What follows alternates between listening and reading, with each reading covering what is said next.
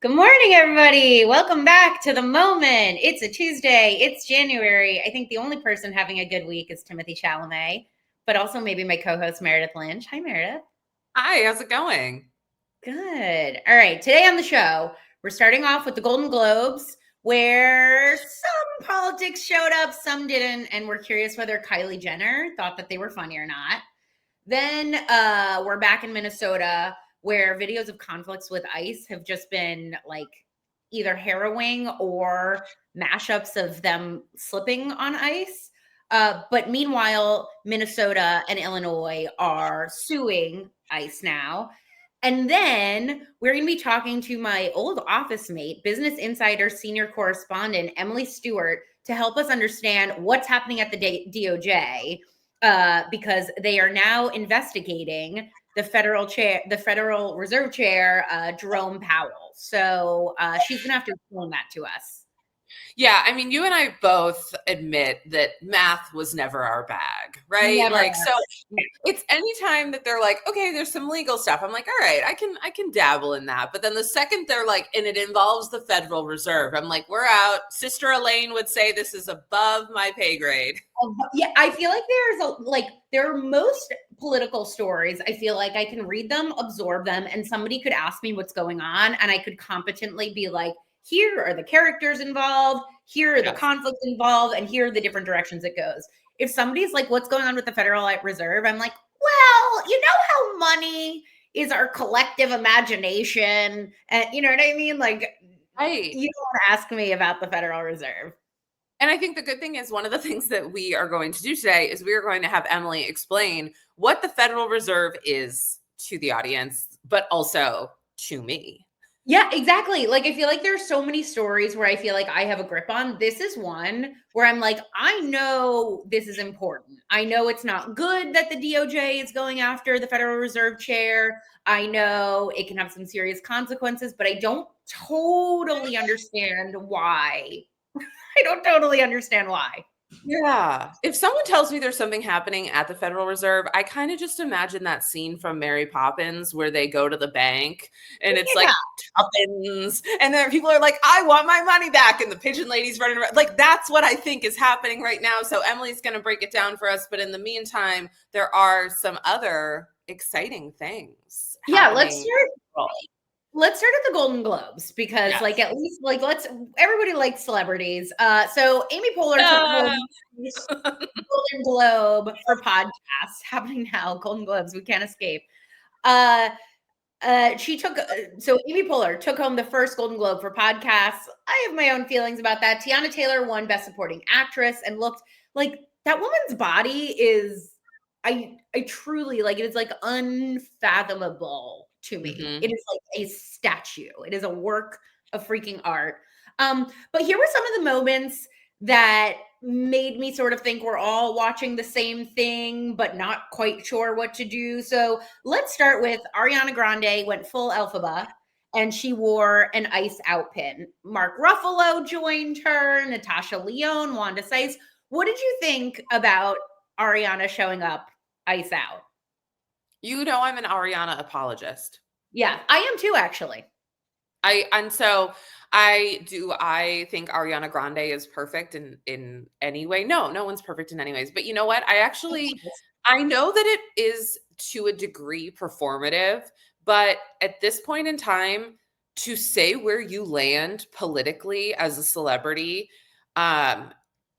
especially if you're landing on this on the leftist side, is not doing you any favors with David Zaslav. So I have to give them credit, and like I adore Mark Ruffalo. He doesn't know who I am. That's fine, but I do have to say, gentlemen, the bar is the floor. Mark Ruffalo comes out wearing a fucking quarter-sized pin, and we all go, yes. And I don't mean to knock him in any way because he's been very vocal, but like the reaction that people are getting for doing these things is good overall from the public. So I don't know. I think I like it. I appreciate it, and I so appreciated Wanda Sykes. Okay, let's talk about Wanda Sykes because she was my favorite of the night. But I do just want to say, like, it is. I feel a little bit frustrated because, I'm getting a little bit of an echo. I feel a little bit frustrated because it feels like political activism in celebrity culture has gotten less and less and less over time as the heat has gone up and up and up in this country. Like it's like, you know what I mean? Like in the first administration, there was a lot more performative.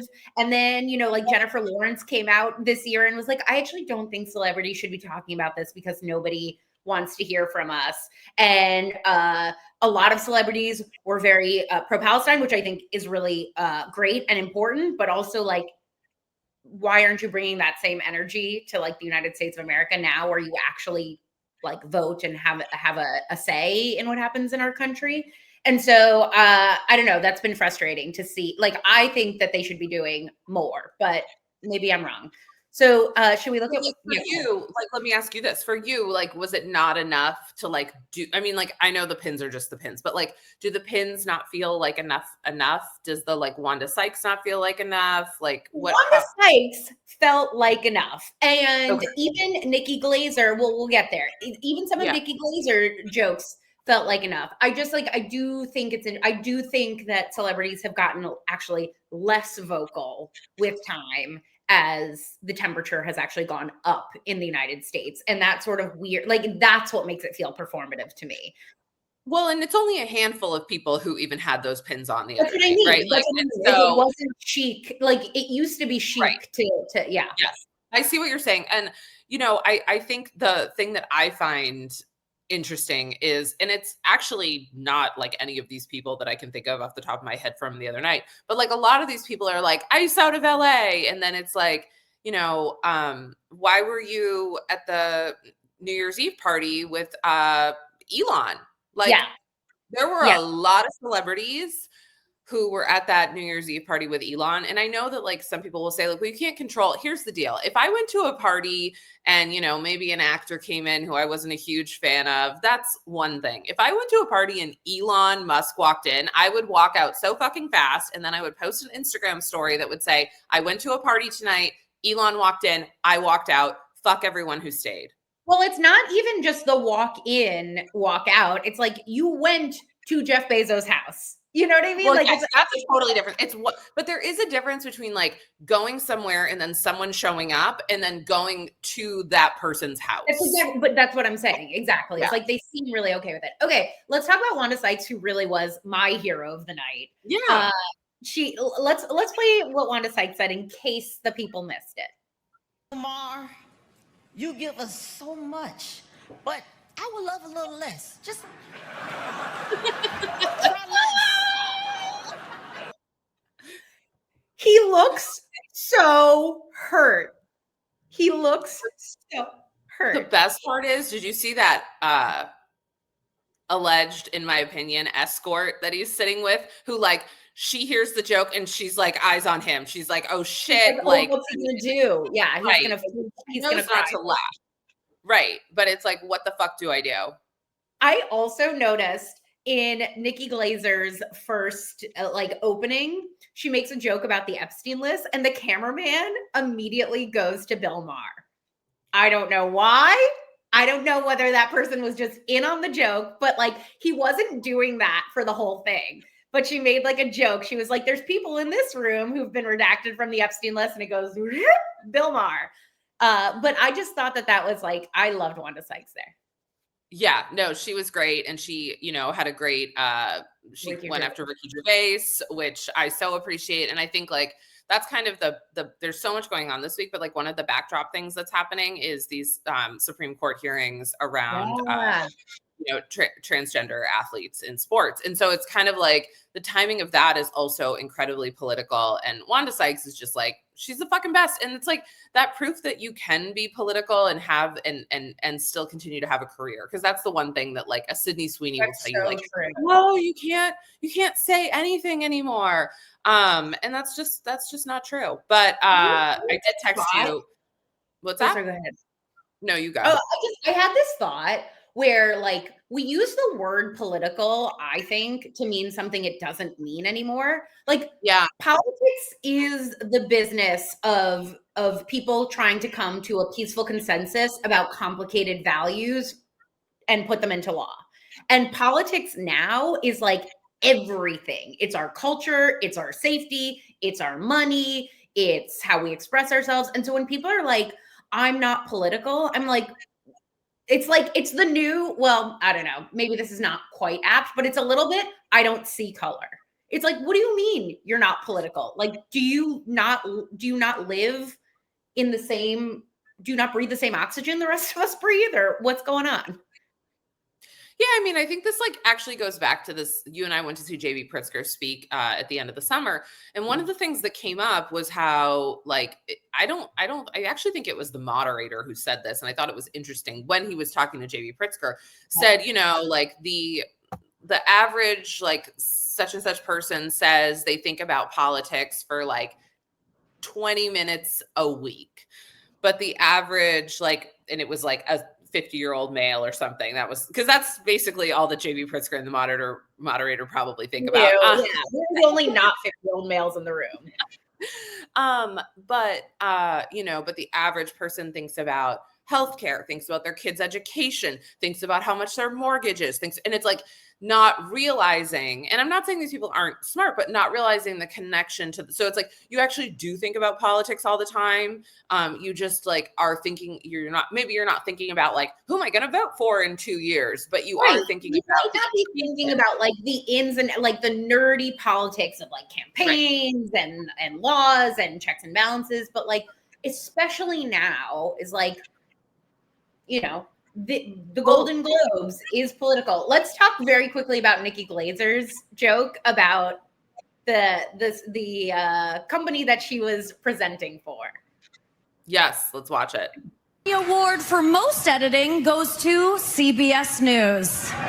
Yes. CBS News, America's newest place to see BS News.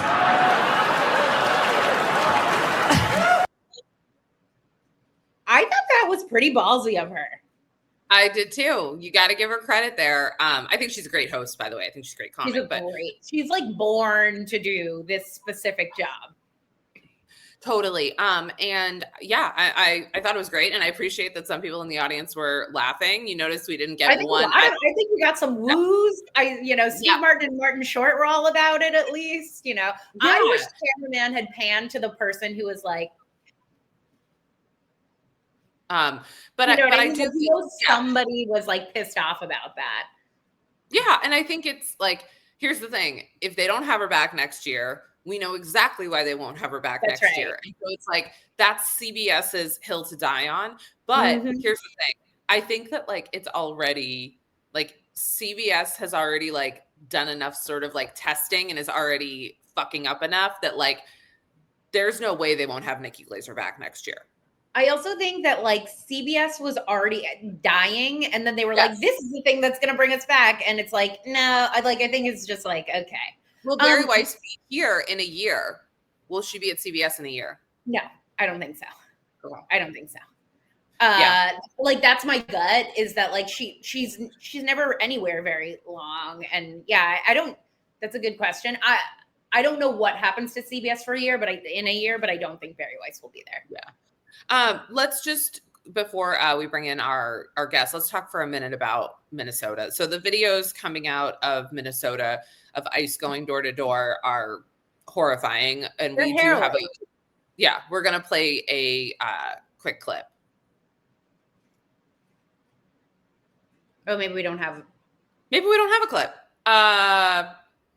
Maybe we don't have a clip. I lie. We don't have a clip of that, but we do have a clip of the Minnesota and Illinois are suing the Trump administration for deploying ICE to their cities. And the states are arguing the unprecedented federal immigration operation in the state is a federal invasion and seeking court order halting the crackdown. We do have a clip of Attorney General Keith Ellison announcing this move yesterday.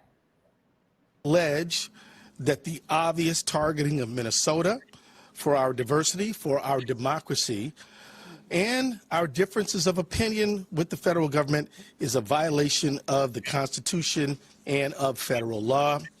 We allege that the surge's reckless impact on our schools, on our local law enforcement, is a violation of the 10th Amendment and the sovereign laws and powers of the Constitution grants to states. We allege that DHS's use of excessive and lethal force, their warrantless, racist arrests, their targeting of our courts. I mean, I think one of the things that I keep going back to is, I would say the two biggest events of the last less than 10 years in our country have happened in Minnesota. Yeah, I know. Did you listen to the daily episode yesterday with the Minnesota police chief? No. By any chance? It was just really interesting because it was like this police chief was put in place after the George Floyd murder and the uprisings there to try and fix police relationships with a community that's been fractured. And now ICE is there and they're sort of stuck in between. Right. The police, you're saying the police are stuck. Yeah, exactly. The police are people are calling the police to go get ICE and themselves. It's it is such a beyond mess. And I don't know, I just feel like we're so deep into this thing that states are saying there's a federal invasion, and rightfully so. It's just it's so crazy to be living through this, because you also just kind of go through your day-to-day life and then you're yeah, things are pretty crazy. Yeah, I mean, I don't think it can get any better before it gets worse, because and this is just what we're seeing. And one of the things that I've been hearing, and is that we're only seeing a very small slice of what's actually 100%. Is so terrifying. And I was listening to Trump's remarks, or reading Trump's remarks from Sunday night, and he says basically this killing was justified because of disrespect. Because she was disrespectful. Yeah. Right. And one of the things that really scares me about that is disrespect is subjective. Mm-hmm. First of all. And also disrespect is not a threat on someone's life. In a scenario in which you're oh, I feel that the ICE agent was threatened or something, which I don't believe that at all. But I'm just saying that people will believe that disrespect is justified for killing someone is what's just in my mind. And it's what comes next? It could be anybody. It could be anything. Right. Exactly. I also have been freaked out. Did you see Megyn Kelly talking about this? No, I'm where is the crypt keeper today? Where is the crypt? Well, it's just so I saw Link Lauren and I saw Megyn Kelly. There's some right-wing influencer news types that I follow on social media just to one, try and make my feed a little less a reflection of my own opinions and see outside, and because I'm genuinely curious is what. And I'm I used to think, and I still do think, that we have a misinformation, disinformation problem in our country. But then I'm I don't know, we all saw the same series of videos and they're going really hard on this woman was crazy. She was antagonizing him. She ran him over. And I'm I can't fathom it, what, why are we seeing these things so radically differently? And I mean, I think it's just cynical. Yeah. Yeah. And I think, I think also too, the right, one of the things that they often are able to sort of get behind is when a white woman is, and they've come that's not doing it. For that. I've seen recently, both in my comments and with these people, is white liberal women are now their least favorite demographic. I mean, that's not true. It's their most targeted, go after these people demographic, because I think white women are this push and pull point where it's some white women, I think the majority of white women are going towards Republican and sort of like conservative values. And the white women who are like pushing back on that are like the biggest traitors to them. And I think, like both Link Lauren and Megyn Kelly did specific rants about white liberal women being like the most dangerous, deranged part of our country. And I was like, that's such a wild, okay. Right. To go from like, because when and we can talk about, we're going to continue talking about everything happening with ICE in these next couple of weeks. I don't think it's slowing down, but yeah, I also think though that's rhetoric that's come from Trump. Like he's been saying that, and so it's just sort of like, you can see Trump plants the seed, then they pick it up and then it gets, pushed. So, I do think though, there's more going on though. There's always more going on. So, we brought in somebody. So we brought in somebody that you know. Yeah. Okay. So we're going to talk now about the Trump administration going after the Federal Reserve. Like we said, this is one of those stories where we were like, this seems really important. This feels like a headline we all need to understand. And Meredith and I can like barely count by 5. So we brought in my former cubicle mate. She's a senior correspondent at Business Insider now. You've heard her on Marketplace. You've heard her on C-SPAN. You've heard her on Today Explained from Vox. And if you were anywhere in New York City in 2018, you heard us yapping in the office together. We have Emily Stewart, senior correspondent at Business Insider. Emily, hey. Hi, it's good to see you like in real life. Hello. I know, it's good to see you too. How are you? We have to like kiki about, life, but I want your professional brain here today.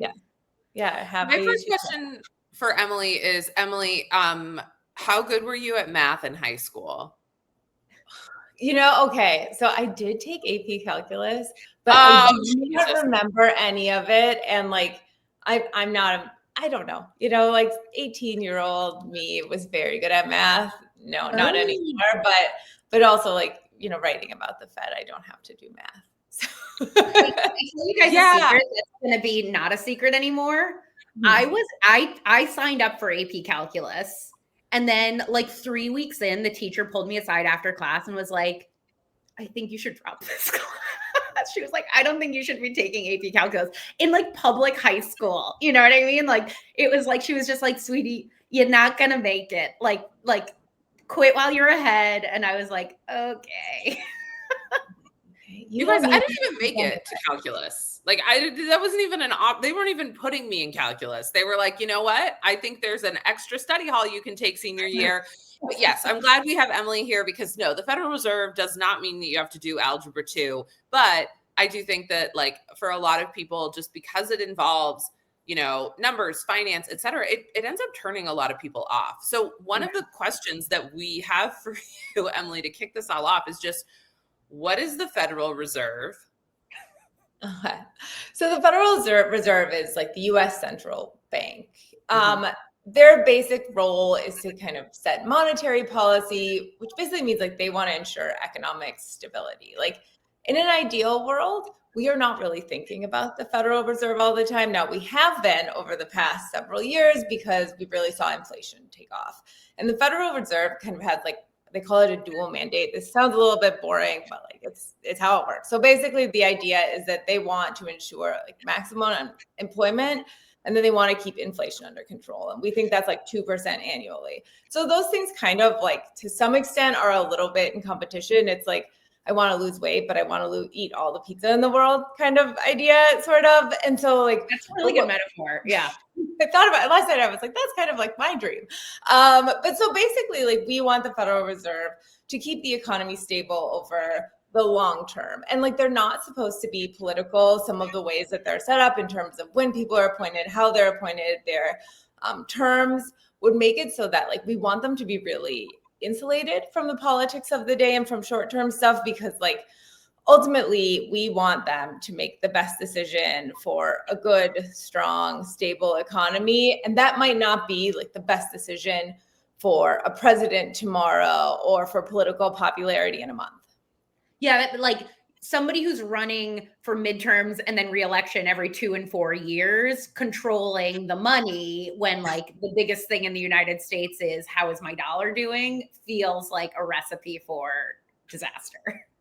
Right. I mean, and you think about it, and this is a little bit different, but like in terms of like corporations, like they report every quarter, right? And you have people sometimes say like this can kind of change around incentives because you want to show to investors every quarter like things are going well, and maybe the thing that's good for you in 3 months might not be the best in 3 years. And so with the Fed, the idea is like we want them to look around and say, what is the unemployment rate? What's going on with inflation? Okay, like what should we do in terms of like interest rates is one of the main things that they do. So they will set the federal funds interest rate, which is basically like the interest rate that banks lend to each other overnight, which is like, ugh.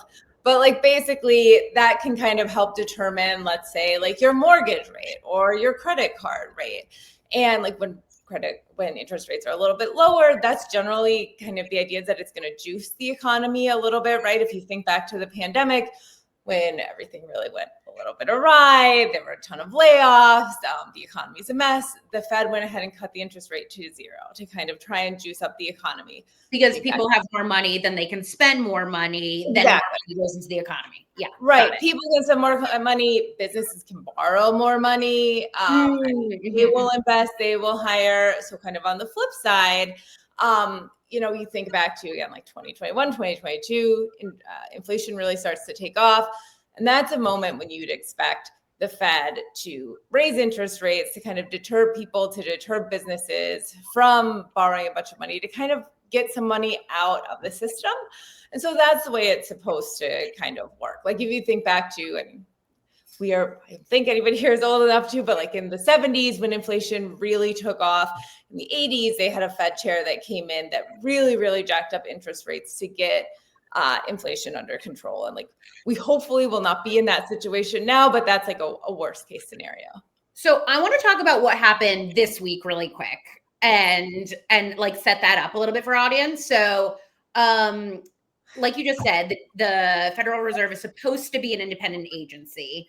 Then over the weekend, the DOJ announced it would be investigating Federal Reserve Chair Jerome Powell, who, by the way, was put into place by Donald Trump. And we're going to talk about that in a minute.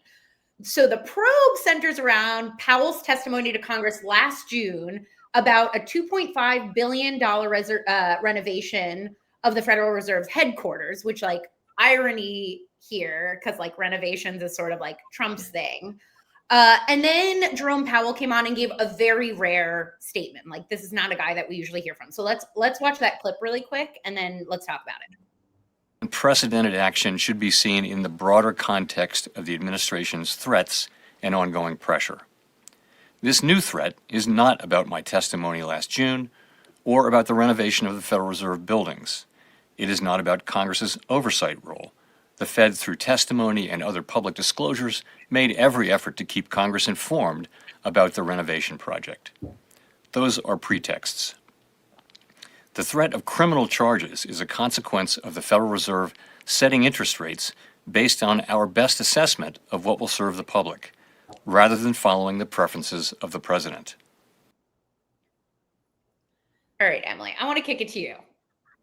Do you think he's right? Was this a political move, and why now? I mean, the why now is a good question, if only because Jay Powell's term as Fed chair is set to end in May. And so presumably, like, this could just, we could just be done with this. But, I think basically what we've seen over the past year is Trump has been quite frustrated with Jay Powell over interest rates. He has wanted the Fed to cut interest rates faster than they have. They did cut 3 times last year, but Trump has complained that he's like, Jay, too late. Powell basically saying he wants more. And we also don't think that the Fed is going to cut interest rates like anytime soon this year. Now, again, like Powell is not the only person who decides on this. It's a big committee, but like he has some outsized importance.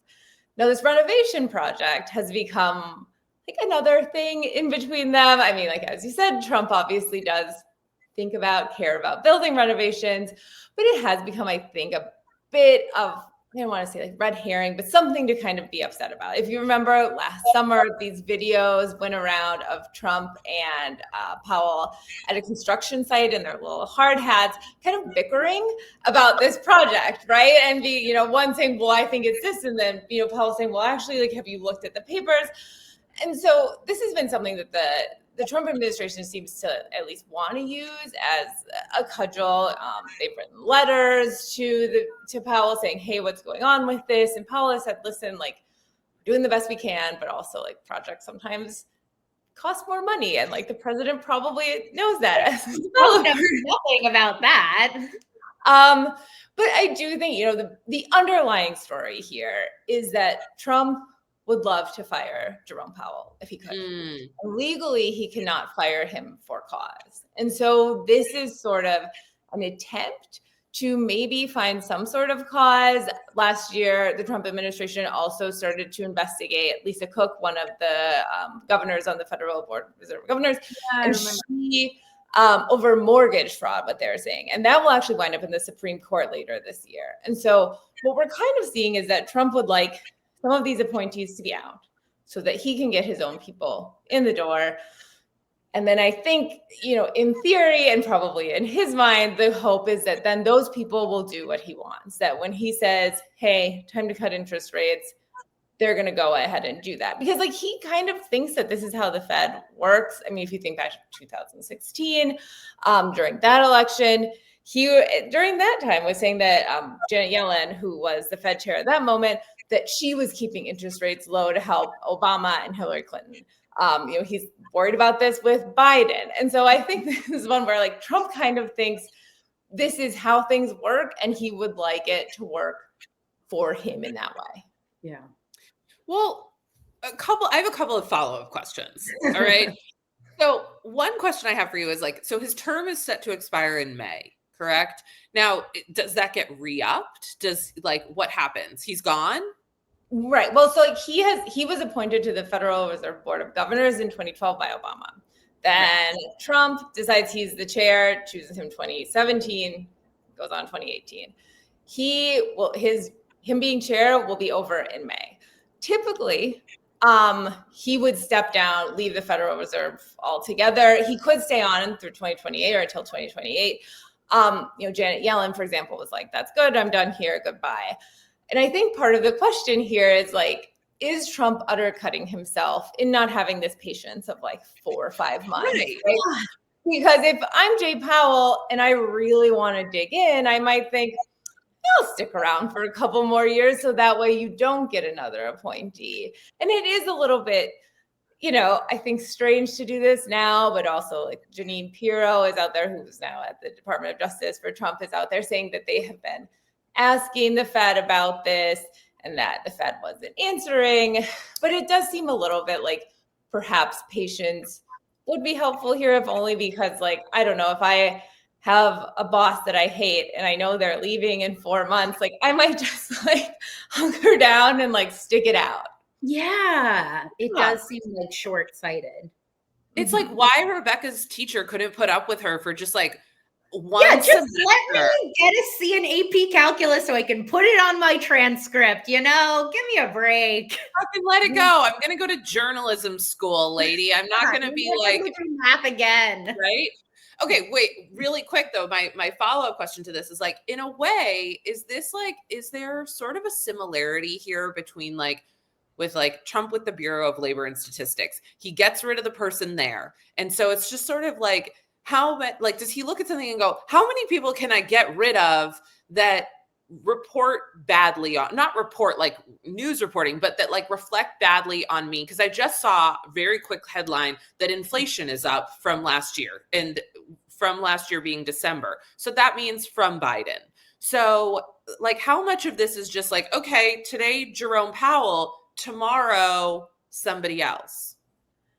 I mean, I do think to some extent, like there have been, right, where Trump has been able to fire people he has or just kind of push people out. I do think the threat of a criminal charge here is like quite a bit different, honestly. Like it's not just you are fired. It is that you could go to prison over this. And I do think also, one thing that, in terms of just, yes, like now we kind of are not sure if we can trust what's coming out of the BLS in terms of jobs data. And that is something that I think makes people nervous. I think it also becomes a question of like, we want people in these public servant jobs to be like good, solid people. And if you're looking around and you're thinking, well, I might be fired, well, he might tear into me on, Truth Social, well, now I might have to face criminal charges. Like, you might think twice about that. And like Jerome Powell is a wealthy guy. Like, he can hire his own lawyers to deal with this. But like a lot of people can't, and this is expensive. And so I do think that the worry I think becomes like there is a real chilling effect that if you do have an opportunity, do you take it? And if you do take it, do you think twice before kind of doing the thing that's in the best interest of the public, the best interest of your job, because you don't know what the repercussions will be for you personally? It sounds kind of like, this is different because nobody got, criminally indicted over this, but like putting Pam Bondi in the DOJ is like the DOJ is not supposed to report to Trump, and now the DOJ clearly reports to Trump. It feels like this is the future he wants for the Federal Reserve, which has happened in other countries, right? Like this is we've seen this show before. I think Argentina had a problem with this. Am I right? Yeah, I mean, that's like the thing where, and I'm sure, whoever he picks to be next Federal Reserve chair will say all the right things. Like, no, I'm not going to do this. But I think the question will definitely loom. And, you bring up Argentina. I actually still lived there for quite a long time. Yeah. And it was like, we don't want to live in that sort of situation where it's like you actually, inflation really can take off where the government is just lying to you about money and like what your currency is worth. We really don't want to see that happen. And like, it seems kind of boring to be like, the Federal Reserve's independence is very important.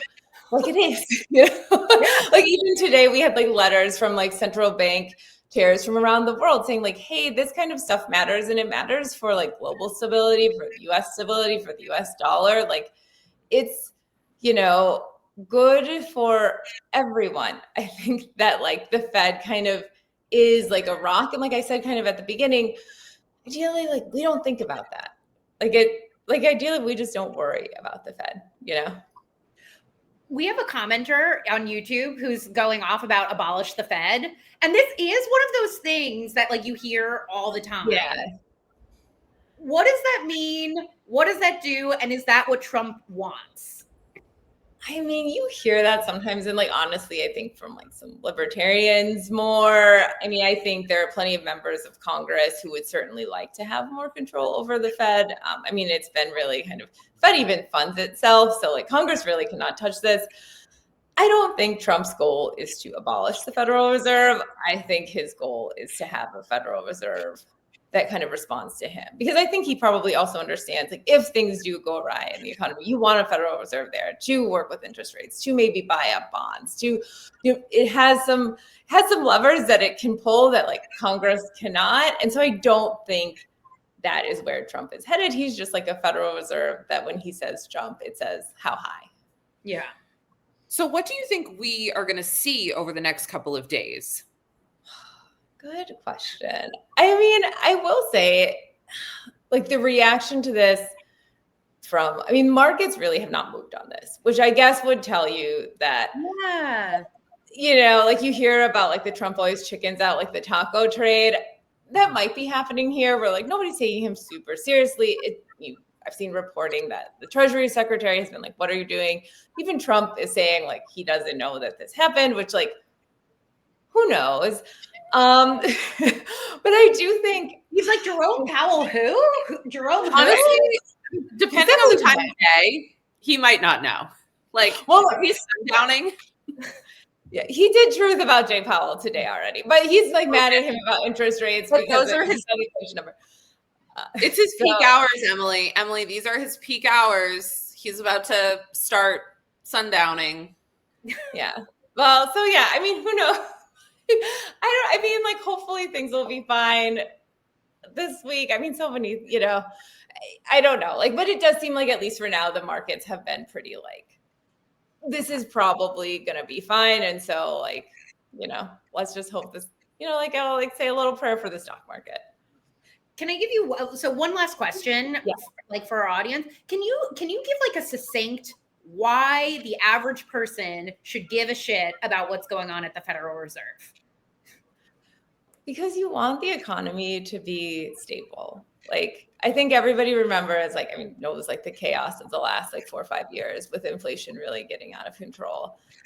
People remember the financial crisis, right? And recession and people losing a bunch of jobs. The Fed is one of the main things that we have to fight against that and to stop that from happening if and where possible.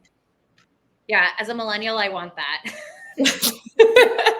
Yeah, just I want Gen that. Z, you don't want to know what it was like in 2008. You did because you heard your parents fighting all night. But it was not easy out here for the workforce. Well, Emily, thank you so much for spreading some light on all of the happenings, and we'll have you back again, and you'll do some pre-cal for us. Yeah. Oh, please. Have a good day, guys. Where can the people find you? I think you have a new newsletter. Tell us where the people can I'm on Twitter still, Emily Stewart. You can follow me on Business Insider, and then you will get an alert when I publish. But yeah, I'm just generally on the internet. That's where to find me. Cool. Thank you so much for your reporting, Emily. It's good to see reporters still doing reporting. Have a good day, guys. Bye, Emily. Bye. Do we understand the Fed now? I mean, as much as I ever will, I think. Yeah. And I would be curious to know what our listeners knew about the Fed before and after, because I do think this is one of those things that Trump loves, because he knows also, we're going back to that thing we talked about earlier about the average American and how much they think about politics.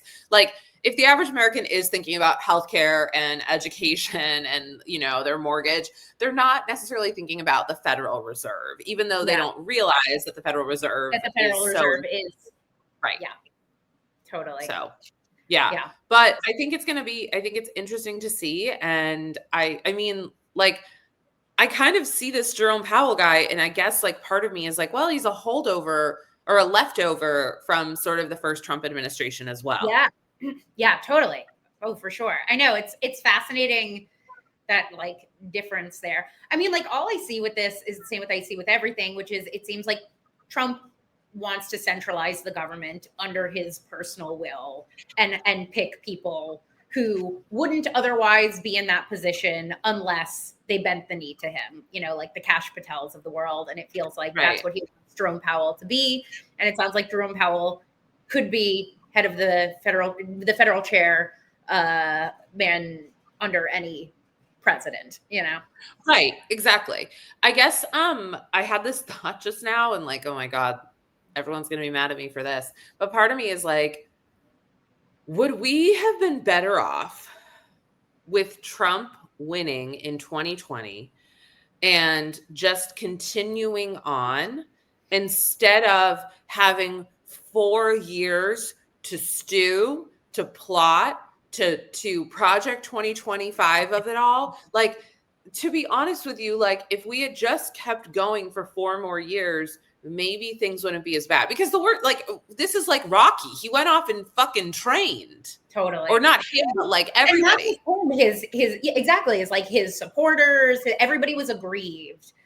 Right. I mean, there's so many. I heard this is a very dark, but I heard people saying should Capitol, famously at January 6th, only one person was shot. The police officers were actually quite reserved in, imagine what would have happened if it was a bunch of Jonathan Rosses, reacting to the people coming into the Capitol. And I heard some commenters saying maybe they should have, because then it would have been harder for Trump to get back. It would have been easier to see this as an American tragedy as opposed to a weird blip. And anyways, dark.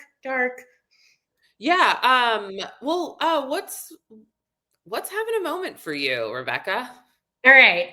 What's having a moment for me is this song that's trending on TikTok. I feel like you've probably heard it, but I just want to play it because it's just the most satisfying trending sound I've heard in a long time. Give me a trending sound. Give me a trending Christy sound. Noem is a bird-legged hoe. I said Christy Noem is a bird-legged hoe. Oh, Christy Noem is a bird-legged hoe. That hoe has got to go. Christy Noem is a bird-legged hoe. Come on. Christy Noem is a bird-legged hoe. I don't know that I know what a bird-legged hoe is. Okay, first of all, I feel like this is so millennial coded. Like this is like, I don't know, this is exactly the kind of language my peers were using when we were 13. Bird-legged hoe is exactly what it sounds like. She's got like these skinny little legs. It's just like, she's a bird-legged hoe.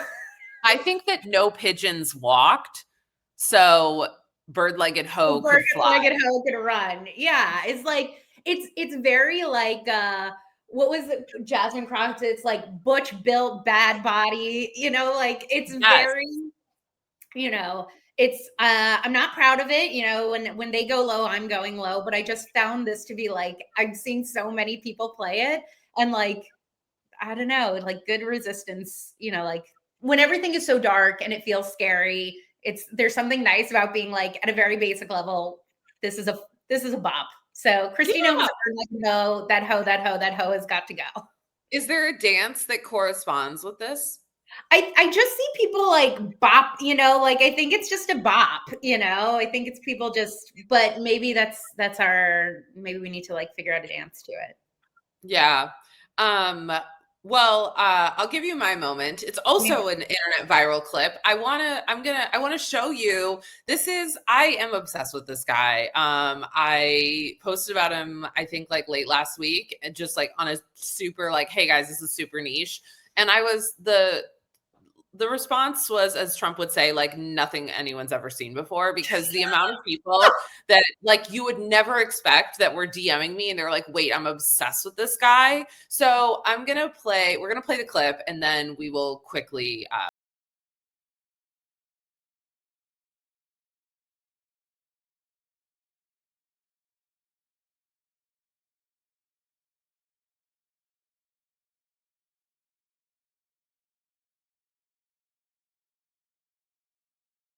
Okay, so this account, which I'm sure you've seen it at this point because, You've sent it to me. Yeah.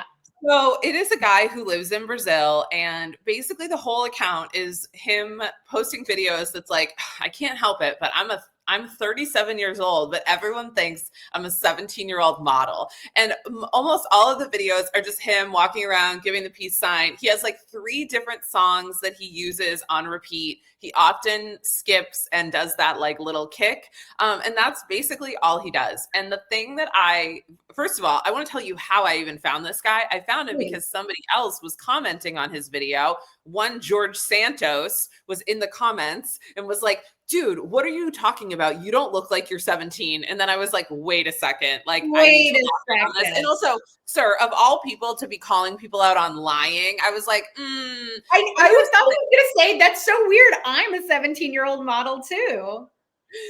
But the thing that I love about him is like people are so mad in the comments. They're like, you don't look like you're 17. You don't look like a model.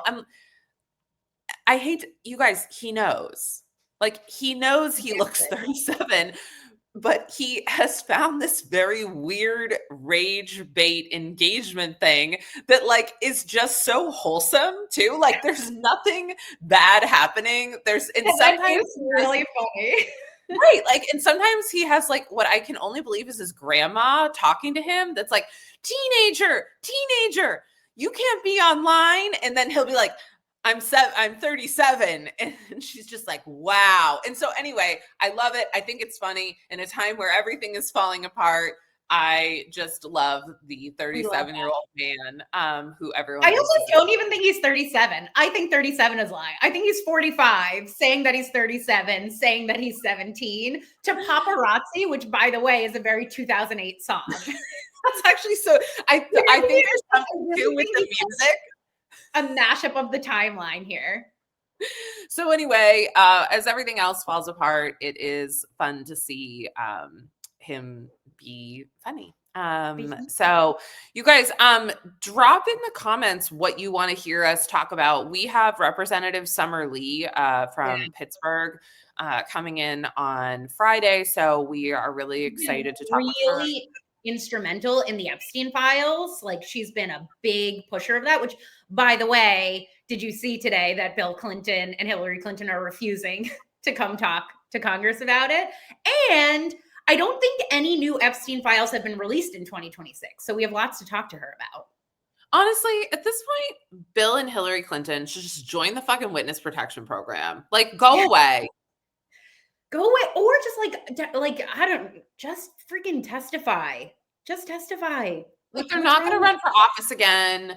Like, it's done. Like, go away. And every time they open their mouths lately, I'm like, shut the fuck up. Yeah. And they're adding, like, their argument, I guess this is a Friday conversation. Their argument is like, we're not playing this game of, like, you know, the Epstein files are about Trump. And it's like, no, the Epstein files are about the Epstein files, and you are very clearly in it. Like, go testify. Go testify.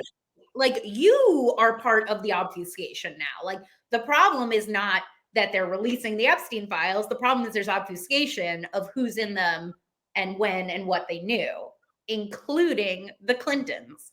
But the people are going to come after me. Well, we'll just have to find out on Friday. All right, you guys, as always, we want to thank our guest, Emily Stewart. We want to thank all of you for hanging out. We want to thank producer Vienna. And if you're not following us on Instagram, follow our Instagram. Yeah, YouTube. Yep, we're on YouTube as well. And yeah, big things coming for the rest of the month. We were just booking some great guests for the next couple weeks. So you guys come hang out soon. Peace and love.